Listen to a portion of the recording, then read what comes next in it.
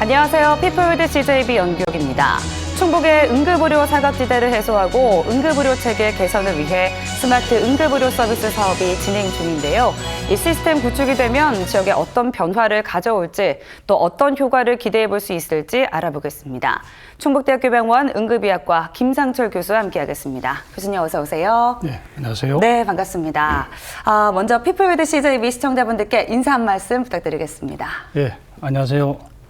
저는 충북대학교 병원 권역응급의료 센터장으로 있는 응급의학과 김상철 교수입니다. 반갑습니다. 네, 어서 오십시오. 자, 저희가 이제 지난 2021년이었습니다. 이제 스마트 시티 챌린지 사업에 충북이 선정이 됐고요. 또 여러 가지 이제 사업들 가운데 의료 분야에 관련된 사업이 이 스마트 응급의료 서비스였습니다. 오늘 이제 이 사업이 어떻게 또 진행이 되고 있는지 또 왜 우리 사회에 필요한지 자세히 좀 알아보도록 할 텐데요. 먼저 충북 스마트 응급의료 서비스 사업단부터 소개 부탁드리겠습니다. 네. 먼저 스마트 시티 챌린지 사업부터 이제 말씀을 드리겠습니다. 네. 도시 문제 해결을 위해서 국토교통부에서 스마트 시티 챌린지 사업을 공모했습니다. 저희 도의 신성작 동력국 현재 과학인재국인데요. 네. 과학기술정책과에서 적극적으로 지원해서 응급의료라는 주제, 거기에 컨소시엄을 열어서 자율주행 전기차 그리고 공공배달 앱 이 세 가지 주제로 지원해서 2021년도에 스마트시티 챌린지 예비사업에 선정이 되었습니다. 예비사업을 하는 동안에 그 응급의료에 관한 분야에서 높게 평가를 받고 그래서 네. 2022년도에 4개 그 후보 지역에서 최우수 지역으로 선정이 되어서 2022년도부터 본 사업을 시작하게 됐습니다. 응급의료 분야 사업 수행을 위해서 충북대학교 병원 자체에서 조직한 것이 충북 스마트 응급의료 사업단입니다. 네, 그렇군요. 자, 그러면 아무래도 이제 뭐 응급의료 서비스와 관련해서 이제 그동안에 문제점들이 또 계속 있었기 때문에 아무래도 이런 서비스가 또 필요하다라는 공감을 샀을 텐데요. 어떤 문제점들이 그동안 있었는지 좀 말씀해 주실까요? 예, 충북대학교 병원 권역응급의료 센터에서는 충북 도내에 있는 권역응급의료 협의체 기관들 대상으로서 매 분기마다 권역응급의료 협력체 회의를 진행했습니다. 네.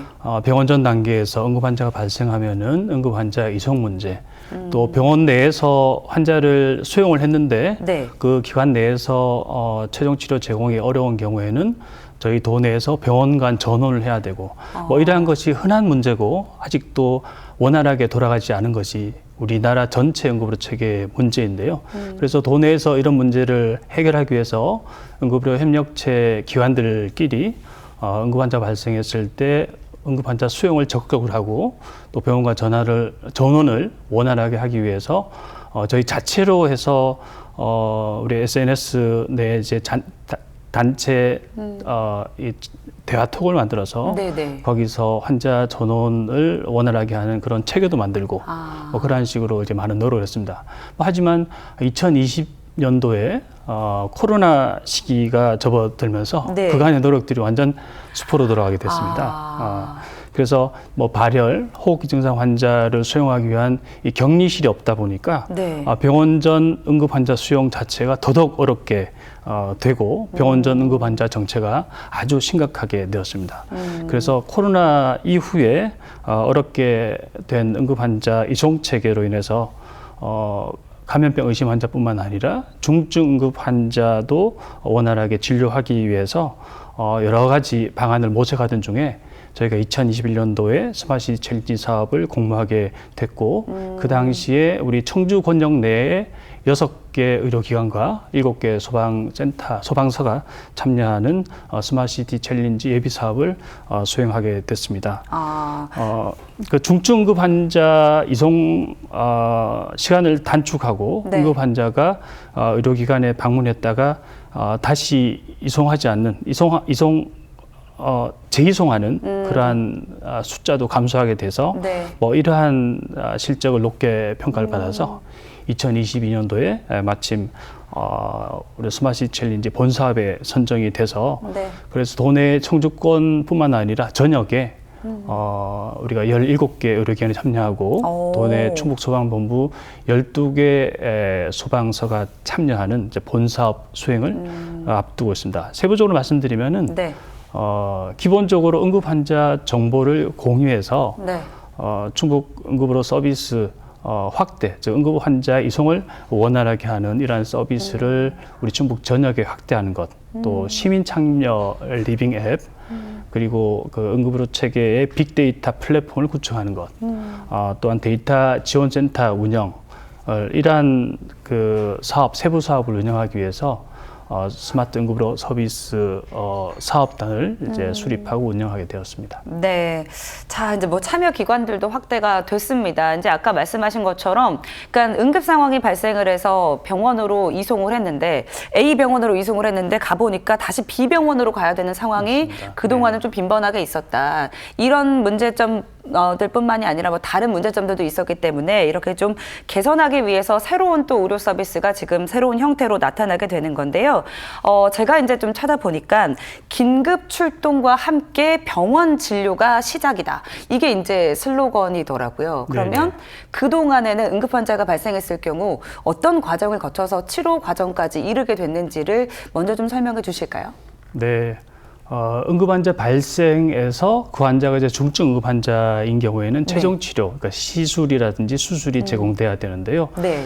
그러한 발생에서 최종 치료 제공까지는 이제 많은 과정들이 있습니다. 그러니까 응급 환자가 발생하면은 119에 119, 신고를 그쵸. 하고 네. 또 119 구급대원에 앰뷸런스 타고 도착을 하고 현장에서 치료를 하고 아. 또 이 환자에게 적절한 치료 병원이 어디인가 이송 병원을 선정하고 또 네. 이송하는 과정, 또한 병원에 도착해서 응급처치 후에 시술이나 수술을 제공하는 최종 치료관까지 아주 많은 단계들이 있습니다. 그래서 그렇네요. 네. 이러한 단계들이 하나하나의 고리를 본다면은 이런 고리들이 매끈하게 유연하게 연결이 돼야지 이 환자들이 이 장애나 응급 증상으로 인한 장애나 후유증이 작고 또한 사망할 수 있는 가능성도 줄어들게 되는데 네. 뭐 이러한 과정 중에 하나라도 잘못되는 경우에 환자의 치명적인 그러한 이제 뭐 합병증이라든지 그 결과들이 좋지 않게 됩니다.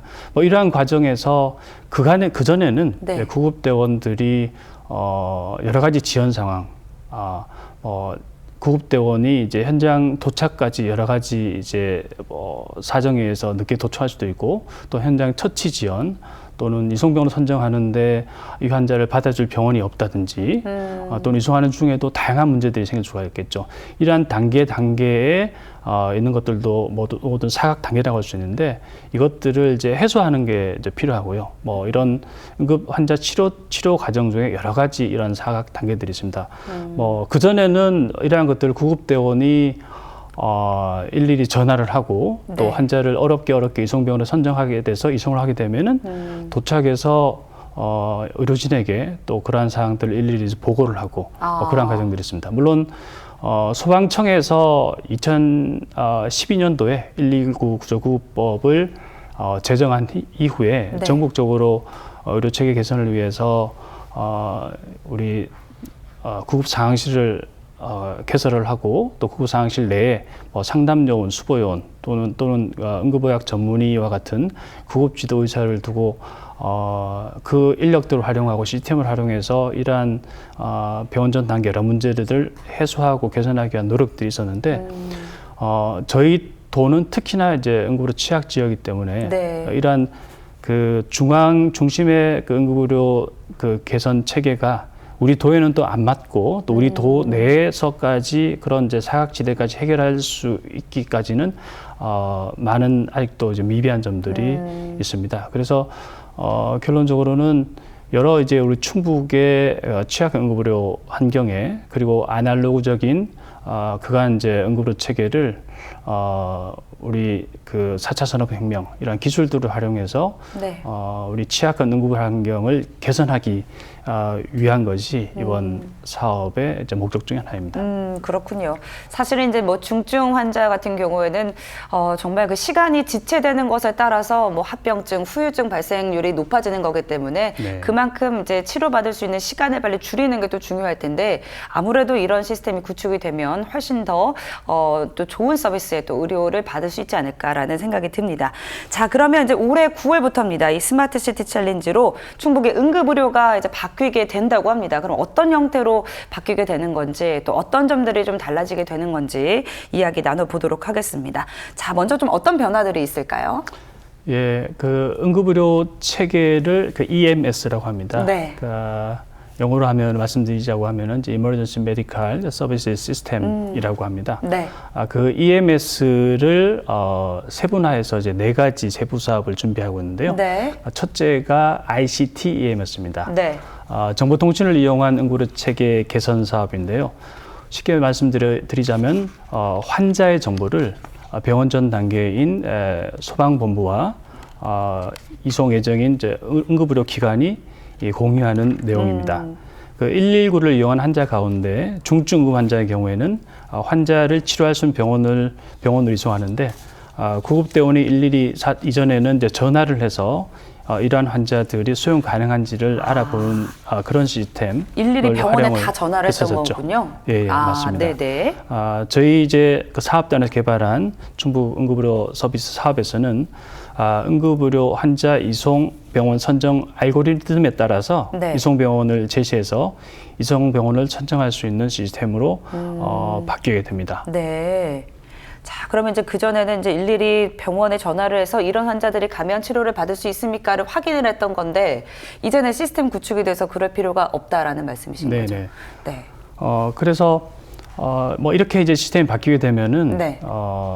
이제 중증 응급 환자의 경우에 한 번에 하나의 병원씩, 그러니까 청주권만 하더라도 네. 이제 응급의료 센터, 지역응급의료센터 이상급 병원 한 5군데를 일일이 전화를 하게 보면은 중증 응급 환자, 특히나 이제 골든타임이 중요한 응급 환자에 대해서는 병원 선정에 이송까지 많은 시간이 걸리고 이제 골든타임 내에 치료하는 확률이 이제 줄어들게 되겠죠. 네. 그리고 이러한 것을 개선하는 게 우리 첫 번째 세부 사업의 가장 큰 이제 특징이고요. 그러니까 두 번째로는 이제 시티즌스 EMS. 이것은 시민이 참여하는 응급의료 체계라는 내용입니다. 시민이요? 네. 여기서 저희가 그 시민 참여 리빙 앱이라고도 하는데요. 네. 저희가 충북 지역에서 응급의료 전달 체계를 이제 개선할 수 있는 응급의료에 대한 정보를 제공하는 애플리케이션을 개발했습니다.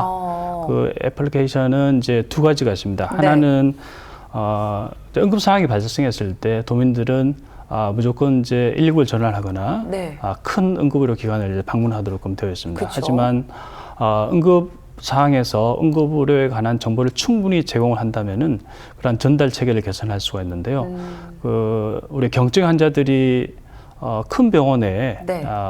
뭐 이용하고자 해서 많이 몰리게 되면은 그 큰 병원에서 정작 중증 응급 환자들이 네. 치료할 수 있는 기회가 이제 줄어들게 됩니다. 그렇네요. 그래서 사전에 응급 상황이 발생했을 때 응급실에 이용하는 흔한 증상들인 경우에는 예를 들어 이제 우리가 뭐 칼에 베었다 네. 또는 화상을 입었다 그러한 간단하게 처치할 수 있는 응급 상황에서 응급 처치 내용을 제공하는 것 또한 그러한 이제 그 간단하게 자가로 처치할 수 있는 그 범위 이상의 이제 상황일 경우에는 네. 119에 상담을 하고 그 119 상담에 의해서 적절한 의료기관으로 안내를 하고 정말 응급 상황이라고 생각을 해서 큰 병원의 치료를 받아야 된다고 하면은 그 119 구급차가 이제 출동해서 저희 시스템 내에 있는 이송병원 선정 시스템의 알고리즘에 따라서 네. 적절한 병원으로 이송을 해서 이제 병원 치료를 받을 수 있게 됩니다. 그러한 이제 응급의료 전달 체계를 조금 더 개선하기 위한 게 이 개발한 그 애플리케이션 하나의 목적이고요. 네. 또 여기 이제 애플리케이션 두 번째는 만약에 가장 이제 중증 응급 환자로 가면은 네. 심장마비 환자라고 생각할 수 있습니다. 네. 저희 도민들도 이 심장마비 환자가 생겼을 경우에 이제 심폐소생술을 제공하고 이런 응급처치를 제공하는 것에 대해서 뭐 잘 아실 텐데요. 네. 예, 공공장소에서 이런 심장마비 환자가 발생했을 경우에 네네. 뭐 그러한 경우에 마침 지나가는 행인이 있어서 그 환자 119에 신고를 하고 하겠지만 대부분 당황해서 신고를 해서 119 구급대원이 이제 도착할 때까지 그러한 이제 그 심폐소생술 제공하는 것이 망설여지고 어렵게 되는 수가 있습니다. 좀 두렵기도 하고 혹시나 네. 이렇게 잘못되면 어떻게 하나 뭐 이런 걱정도 네. 되는 것 같고요. 그래서 물론 이제 소방본부에서 전화를 이용해서 응급처치를 이제 안내해주는 그러한 이제 전화도움 심폐소생술이라는 제도도 마련되어 있지만은 네. 그 주변에 어떤 응급처치를 교육을 받고 훈련을 받은 그런 사람들이 있는 경우에 그 환자 발생한 정보를 전달을 해서 네. 그 사람들이 구급대원 도착하기 전에 가까이 있는 사람들이 가서 그 빨리 현장에서 오실 수 심폐소생술을 제공한다든지 네. 환자를 병크하고 응급처치를 제공할 수 있는 이름하여 이제 우리 동네 히어로스라고 우리 하는 동네. 이제 네. 그런 이제 애플리케이션을 개발을 해서 그거를 이제 보급할 계획입니다. 자, 그러면 이제 뭐 이런 어플리케이션들이 조금 더 활성화가 되면 좋겠다라는 생각이 네네. 또 많이 네네. 듭니다. 네. 자, 그 다음에는 EMS 빅데이터라는 게 또 준비가 되어 네네. 있다는데요. 어떤 내용일까요? 빅데이터라고 하면은 이제 정보에 관한 내용인데요. 네. 그러니까 우리 도내는 1년에 대략 한 6만 건 이상의 119 구급차를 이용해서 이송하는 응급 환자들이 있습니다. 네. 119 이용하는 응급 환자가 그러니까 신고해서 이송병원 까지 그러니까 병원 전 단계에서 어떤 처치를 받고 어느 병원으로 이송하는지에 관한 정보, 또한 병원 내에서 어떤 처치를 받았는지 그러한 정보들이 다 통합이 되면은 이러이러한 환자들이 최종적으로 어떤 치료를 받아서 어떠한 결과로 좋아졌다, 또 나빠졌다. 또 어떤 지역에서는 이런 유사한 환자들이 생겼는데 그 환자들이 결과가 좋지 않았다. 뭐 그러한 자료들이 쌓이게 되면은 그 환자가 다시 이제 응급상황이 발생했을 경우에는 그 환자에 대한 이 정보를 바탕으로 해서 병원 전 단계에 적절한 처치 제공, 또 병원에서도 맞춤형 제공, 처치 제공. 그래서 맞춤형 치료와 맞춤형 이송이 가능하게 됩니다. 또한 이러한 이제 빅데이터 플랫폼이 구축돼서 병원 우리 충북 자체의 응급 환자에 대한 이 자료가 축적이 되면 이 자료를 분석을 하고 활용해서 우리 도내에 하루에 응급 환자가 몇 명이 발생했고 응급 환자 중에 중증 환자가 몇 명이었고 또한 사망이 어떻게 됐다. 또 이러한 그 응급 환자가 발생했을 때 지역마다 응급으로에 대한 그런 환경이 틀리기 때문에 네. 그 어느 지역에서 이 중증 환자가 발생했을 때 어떤 사망률이 많이 높은가 뭐 이러한 분석도 가능해서 우리 지역 내의 응급 환경을 개선하는 이 정책 제안이라든지 이러한 쪽에도 활용이 가능하게 됩니다. 또한 우리 감염병 환자가 어느 지역에서 다수로 발생했다. 네. 또는 교통사고 환자가 뭐 다수로 발생했다. 이러한 감염병과 손상 환자에 대한 감시 체계도 구축 가능하고 저희 도내에 응급 문제 해결을 위한 이제 적합한 솔루션 제공을 하는데 이 빅데이터가 큰 역할을 할 걸로 기대를 하고요. 그래서 우리 도에서 우리 도 자체 응급 데이터를 구축하고 또 분석하고 활용하는 응급의료 빅데이터를 플랫폼을 구축하는 게 저희 사업단의 세 번째 세부 과제로 이제 준비를 하고 있습니다. 네, 이제 아무래도 뭐 정말 우리 도만을 위한 제도를 만드는데도 아주 좋은 근거들로 사용이 될 것 같고 또 뭐 여러 가지 이제 뭐 질병이나 사고 예방에도 또 도움이 되지 않을까 이런 네네. 데이터들이 많이 축적이 된다면 그런 생각이 또 들었습니다. 자, 그 다음에 마지막 네 번째입니다. 이게 텔레 EMS라는 건데요. 이건 네, 뭘까요? 네. 영상을 이용한 이제 응급의료 체계인데요. 네. 그 응급 환자가 발생을 했을 때 이전 말씀드렸던 바와 같이 우리 단계적으로 좀 많은 그 사각지대가 있습니다. 네. 특히 이제 중증 응급 환자인 경우에 그 환자가 적절한 병원으로 이송을 하고 최종 치료를 제공하는 과정 단계에 중증 환자라고 하면은 순간순간 환자가 악화되기도 하고 또한 병원 이송하는 동안 저희 도내에 예를 들어 괴산이라든지 네. 진천, 또 음성 이러한 지역은 환자가 발생해서 적절한 병원으로 이송하는 데까지 30분, 40분 이상 오래 걸리는 걸리죠. 지역도 많습니다. 그래서 네. 중증 환자가 이송하는 동안에 다양한 상황이 발생할 수가 있고 그러한 상황에서 지금 현재는 구급대원들이 물론 교육 훈련을 받아서 그러한 상황에 대처를 해서 소방청에 있는 의료지도의사의 도움을 받아서 어떤 처치를 받고 할 수 있지만은 네. 저희는 이 영상 시스템을 이용해서 직접 구급대원의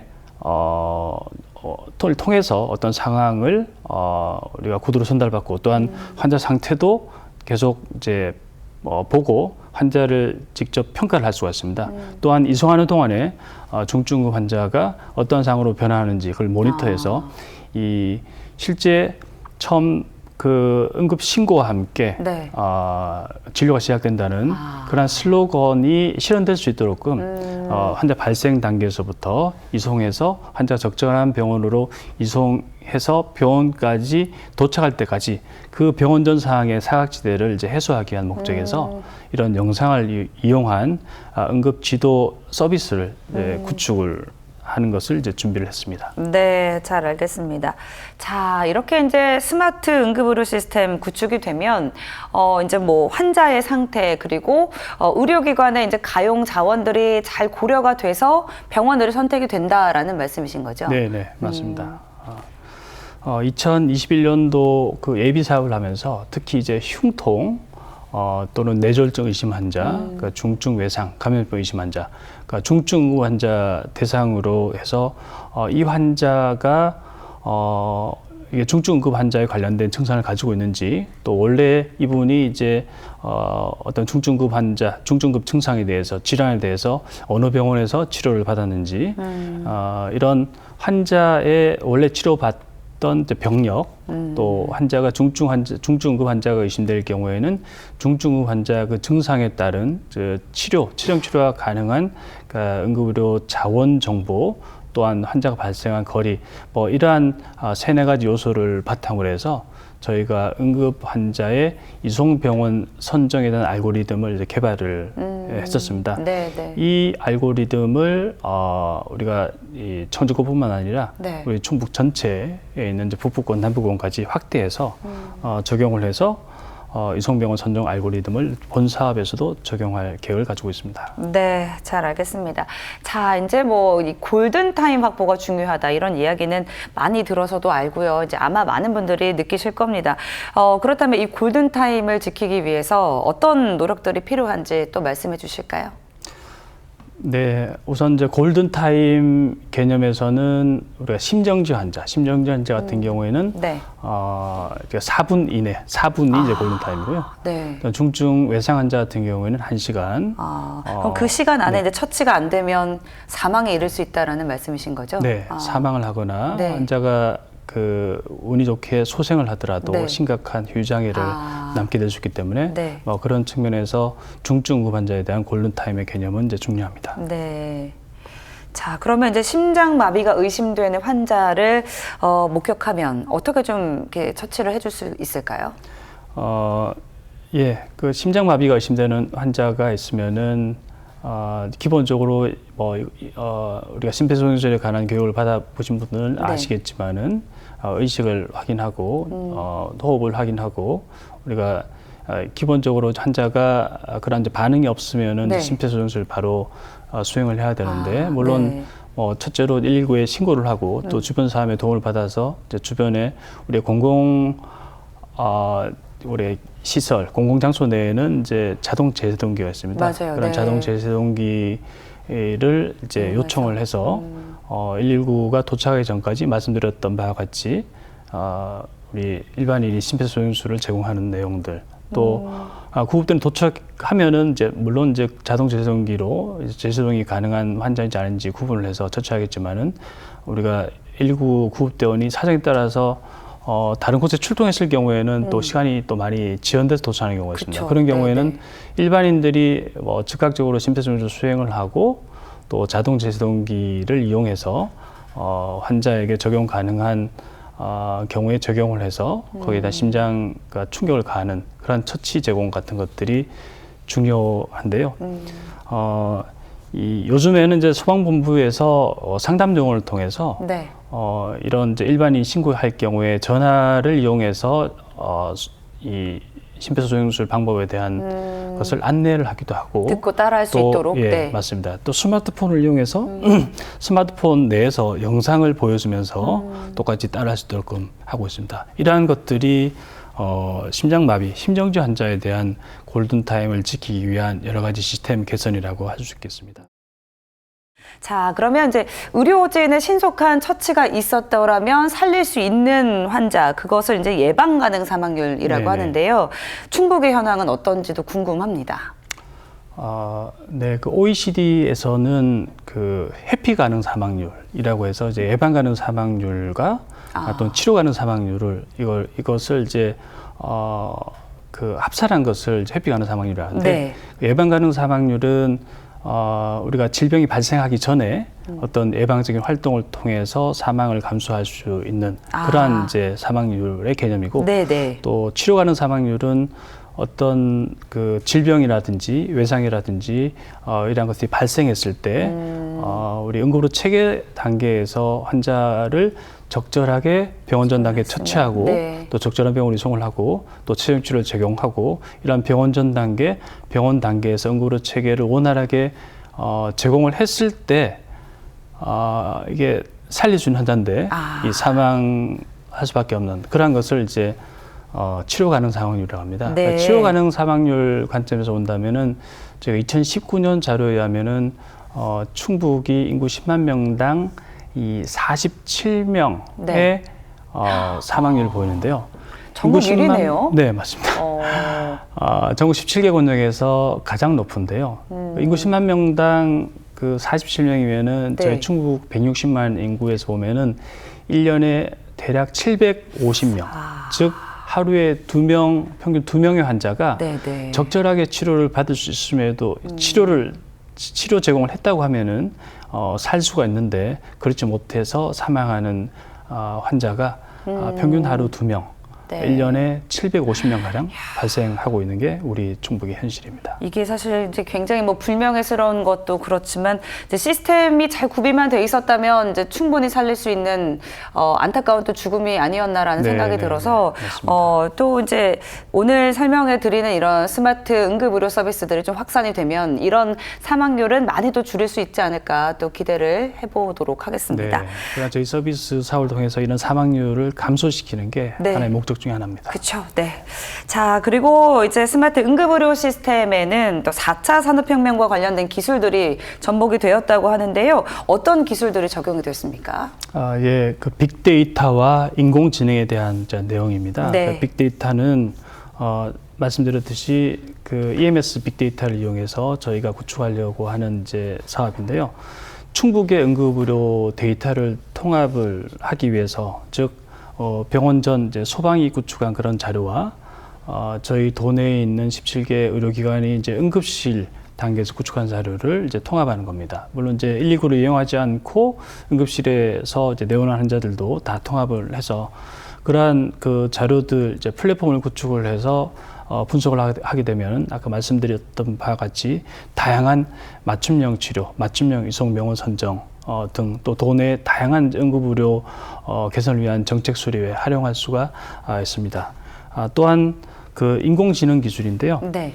그 인공지능 기술은 이제 우리가 충북 자체에 응급의료 빅데이터가 구축되면은 그 데이터를 분석 활용해서 병원 전 단계, 병원 내 여러 가지로 활용 가능하고 인공지능을 이용한 맞춤형 병원 전 단계 이제 치료. 또한 병원 내에서도 그 환자에 대한 이제 사전의 정보를 바탕으로 해서 병원 내에서도 이제 맞춤형 치료, 그 적절한 치료가 가능한 것이 이러한 빅데이터와 인공지능 기술을 이용해서 이제 가능합니다. 이러한 빅데이터 인공지능 기술은 마이데이터라고 하는 네. 현재 보건산업진흥원에서 뭐 하고 있는 그런 건데 뭐냐면은 우리 자체의 의료에 관한 여러 가지 정보를 내가 실제로 응급 상황이 됐을 때 어느 지역에 가서든 투약 정보라든지 또 내가 여러 가지 수술이나 시술 받았던 그런 정보를 활용해서 추가적으로 내가 음성이 발생했을 때 수혈이라든지 또는 이전에 수행했던 이제 시술이나 수술 관련한 합병증, 재발 이러한 것 때문에 응급 상황이 새로 발생할 수 있기 때문에 그 마이데이터와 연결이 되면은 우리 도내에서 우리 지역 사회의 건강 서비스와도 연결이 될 수가 있습니다.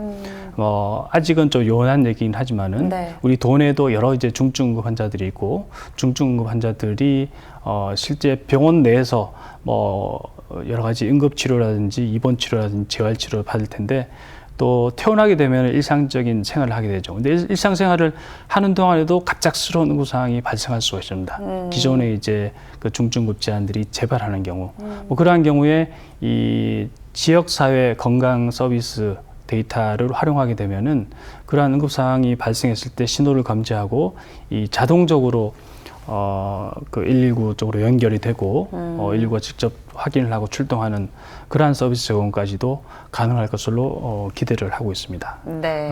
그래서 저희 이제 스마트 시티 챌린지 응급의료 서비스 사업은 인공지능 4차 산업혁명, 인공지능과 빅데이터 기술을 이용해서 우리 도내 그 응급의료 취약지 문제를 이제 해결할 수 있는 이제 기본 기술이라고 생각을 하고 있고요.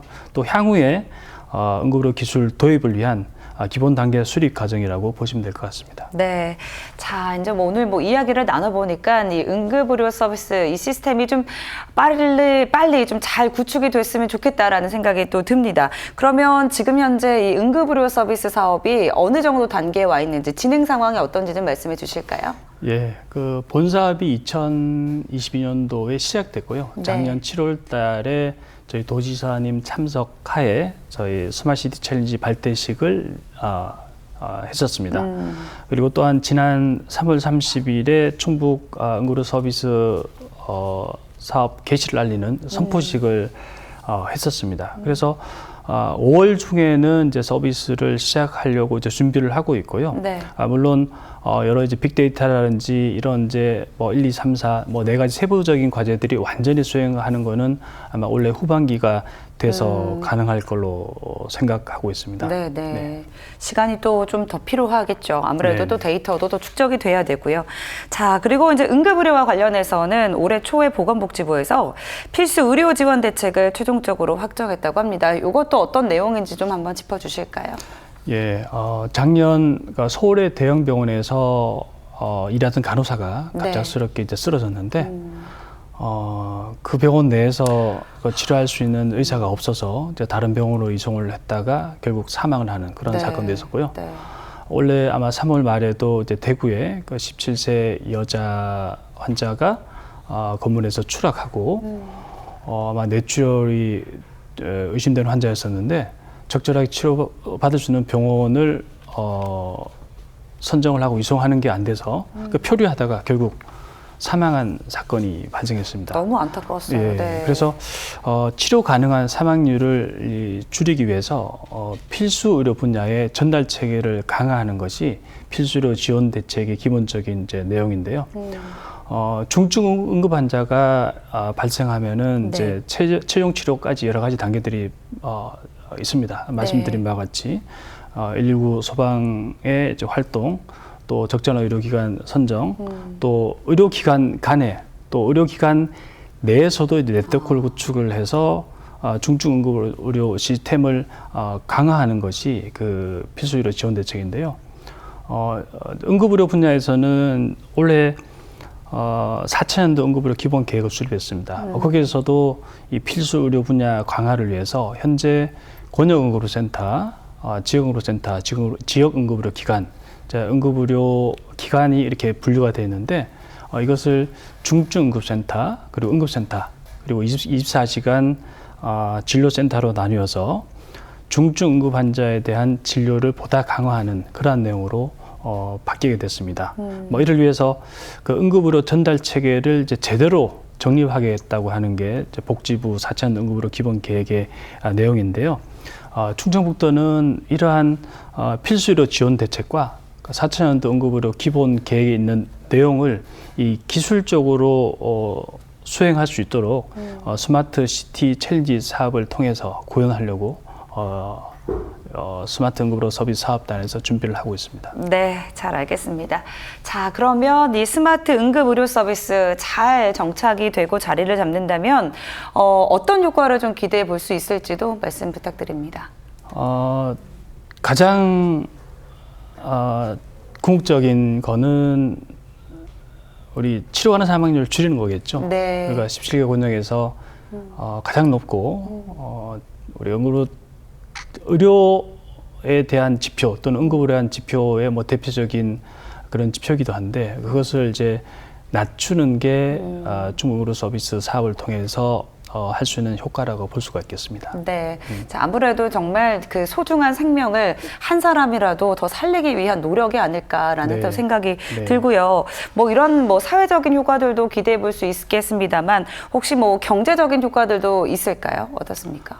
예, 실제 어떤 건강한 사람이 갑작스럽게 사망하게 되면은 그 경제적 손실을 대개 뭐 2억, 3억 정도라고 할 수가 있겠는데요. 네.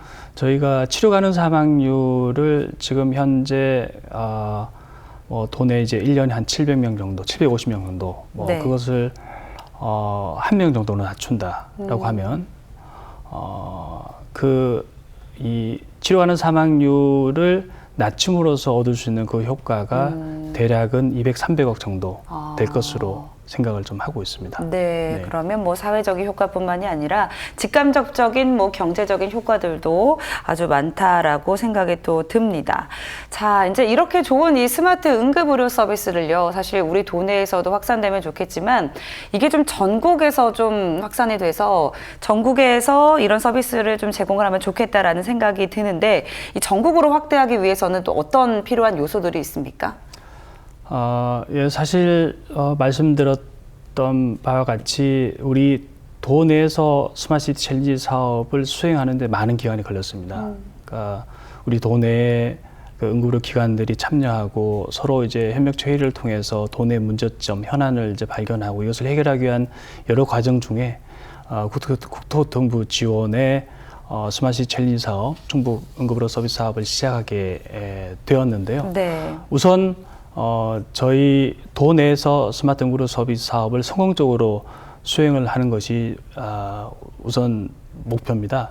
그렇게 수행하고 나서 저희 스마트 서비스 사업이 효과가 여러 가지 학문적으로나 또는 실질적인 실적상으로 이제 입증이 된다고 하면은 여러 국내에 있는 이제 여러 지자체에서도 저희 스마트시티 챌린지 사업을 이제 벤치마킹하기 위해서 뭐 여러 연락이 오고 할 거고 사실 저희가 준비하는 동안에도 여러 이제 경상북도나 경남도 뭐 이런 쪽에서도 저희 스마트시티 챌린지 사업에 대해서 많은 관심을 가지고 어떻게 진행했는지 저희가 조언을 뭐 드리고 뭐 그러한 기회도 뭐 있었습니다. 저희 그 스마트시티 챌린지 사업은 실제 2017년도부터 저희 응급의료 협력체 기반으로 하던 여러 가지 노력들이 지금 여러 가지 사업화돼서 지자체가 참여하고 충북소방본부가 참여하고 저희 지역 내 응급의료 협력체가 참여하는 그런 협력체를 구성으로 해서 이루어져 가고 있습니다. 그래서 다른 지역에서도 기본적으로 이러한 응급의료 관련된 여러 소방본부 또 지자체 또 보건소 또 응급의료 기관들 이런 협력체들의 지역의 응급의료 체계 개선을 위한 이것을 응급의료 지역화라고 하는데요. 이런 지역 응급의료 체계 개선을 위한 그러한 그 의식들 의무감, 당위성 이러한 것들을 이제 느끼고 지역 문제를 해결하기 위한 그런 관련된 모든 기관들이 이제 노력을 하는 게 중요합니다. 그래서 만약 다른 지역으로 저희 이제 스마트 챌린지 응급의료 서비스 사업을 확산한다고 하면은 그 해당 지역 내 우선은 응급의료 환경에 대한 현안 파악이라든지 뭐 그러한 것들을 바탕으로 해서 그 관련된 기관들이 비슷한 조직을 이제 구성을 하고 문제를 파악하고 그 지역 환경에 맞는 그런 문제를 개선하는 데 필요한 것이 뭔지를 관련된 이제 전문가 기관이 모여서 개선하기 위한 그런 이제 지속적인 노력 과정들이 필요합니다. 그래서 이러한 것들이 제도적으로도 마련이 돼야 되는데 네. 마침 2022년도에 그 응급의료에 관한 법률에 응급의료 지원단 설립에 관한 내용들이 이제 개정이 됐습니다. 그래서 지금 이제 17개 고정마다 응급의료 지원단이라는 이제 지원센터가 있습니다. 네. 그 지원센터를 다 포함해서 각 시도의 응급의료 지원단이 항상 그 지자체 그 응급의료 체계 개선을 위한 그런 그 상시 이제 정책을 이제 논의하는 그런 기능의 기관으로 지속적으로 활성화할 수 있도록 도에서 많은 이제 재정이라든지 예산이라든지 조직이라든지 이런 부분들을 신경 쓰고 지원해주고 하는 것이 저희가 수행하고 있는 이제 충북 스마트 응급의료 서비스 사업이 이 전국적으로 확산해 나가는데 필요한 전제 조건이 아닐까 생각합니다. 네, 잘 알겠습니다. 자, 이제 충북의 응급의료 체계를 잘 갖추기 위해서 또 갖고 계신 앞으로의 계획도 있으실 것 같습니다. 말씀 부탁드릴게요. 네, 말씀드렸다시피 우선 충북 스마트 응급의료 서비스 사업을 성공적으로 수행하는 것이 첫 번째고요. 그러니까 둘째로는 저희 국토교통부 스마트 시티 챌린지 사업을 저희 도내에 있는 여러 사각 지역으로 확대하는 건데요. 지금은 이제 그 기본적인 이제 병원 전 단계 또 이제 병원 간의 뭐 전원 문제 해결을 하기 위해서 적용하고 있는데 이것이 성공적으로 된다고 하면은 요양병원 대상으로 확대를 해 나갈 생각입니다. 이제 요양병원은 실제 노인들 저희 도내 아마 초고령 사회가 거의 이제 진입을 했는데 저희 도내 이제 요양병원에 그 요양병원 서비스를 받고 있는 많은 이제 환자들이 있습니다. 네. 실제 요양병원 내에는 그 의료진이 작고 또 적절한 치료도 어렵고 또 응급 상황에서도 적절한 치료가 어렵습니다. 그래서 요양병원의 환자들이 아주 심각한 중증 응급 상태가 됐을 때 이 환자들을 민간 이송업체 사설구급차를 통해서 이송하는 뭐 그러한 그 서비스까지 확대해서 적용할 계획을 가지고 있고요. 또 셋째는 지역 내 그 응급의료 분야 그 골든 타임 확보를 위해서 그 정보 분야 개선을 생각을 하고 있습니다. 아까 잠깐 말씀드렸던 이 마이데이터 사업과 연계하고 그 마이데이터 사업을 응급의료 개념으로 이게 적용을 해서 우리 지역 내에서 중증 응급 환자 또 만성 질환자 대상으로 해서 지역 내 건강 서비스를 제공하는 지역 건강 서비스 정보 구축까지 실현하는 게 목적이고요. 뭐 이러한 여러 가지 이제 기술들을 이용한 그 응급의료 그 서비스 개선 이걸 통해서 우리 도내 뭐 여러 가지 경제적인 또 그 효과라든지 또 그러한 것들이 인정이 되고 한다면은 우리나라뿐만 아니라 외국에 있는 개발도상국까지 이제 응급의료 체계를 구축하는 것에 대한 것들을 이제 뭐 상담하고 또 구축을 위해서 여러 가지 지원을 해줄 수 있고 또 저희 이제 컨소시엄에 있는 다양한 그 인공지능 빅데이터에 관련한 그런 기업들이 또 해외로 또 진출할 수 있는 거에도 좋은 기회가 될 걸로 생각해서 그러한 해외 진출도 계획을 하고 있습니다. 네. 자, 이게 잘 좀 이루어져서 말씀하신 대로 이제 술술술 이게 또 해외까지 좀 잘 전파가 됐으면 좋겠다라는 생각이 듭니다. 자, 마지막으로 시청자들께 당부의 말씀 부탁드리겠습니다. 예. 그 저희 충청북도 내에서도 도민들이 이제 믿고 찾을 수 있는 의료 환경 개선을 위해서 많은 분들이 노력하고 있습니다. 특히 이제 응급의료 분야에서는 스마트시티 챌린지 응급의료 서비스 사업을 위해서 충청북도 소방본부 그리고 보건정책국 또 다양한 이제 지자체 관련된 기관들 그리고 충북 권역의 응급의료 협력체에 있는 또 의료기관들이 모두 노력하고 있습니다. 응급의료 전달 체계 관점에서는 아프다고 해서 무조건 이제 큰 병원에 갈 필요는 없습니다. 그러니까 낮에는 이제 개인 병원에 진료를 받으시고 또 개인 병원에서 해결 안 되는 문제에 대해서는 또 그 개인 병원에서 그 권유하는 적절한 의료기관을 방문하고 특히 야간이나 뭐 주말 휴일 뭐 이런 상황에 이제 응급 상황이 발생하게 되면은 스마트 시티 챌린지 사업에 있는 여러 가지 서비스들, 119 상담을 통하고 또 응급의료기관을 방문해야 될 경우에는 도내 병원 선정 제도에 따라서 가능한 병원에서 치료받고 충북 응급의료 서비스가 구축한 그런 서비스 그대로 받는 것이 중증급 환자에 대한 치료 기회를 제공하는 데 이바지하고 또한 우리 도내 응급의료 체계 전달하는 데 동참하는 길이 될 것 같습니다.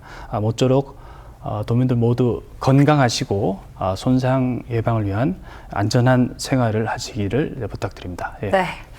앞으로도 응급의료 서비스 구축에 또 힘써 주시길 바라겠습니다. 오늘 말씀 감사합니다. 네, 감사합니다. 네, 피플 위드 CJB 오늘은 충북대병원 응급의학과 김상철 교수와 함께했습니다. 지속적인 응급의료 서비스 개선으로 우리 지역의 더 많은 소중한 생명을 살리길 기대해 보겠습니다. 피플 위드 CJB 여기서 마칩니다. 시청해주신 여러분 고맙습니다.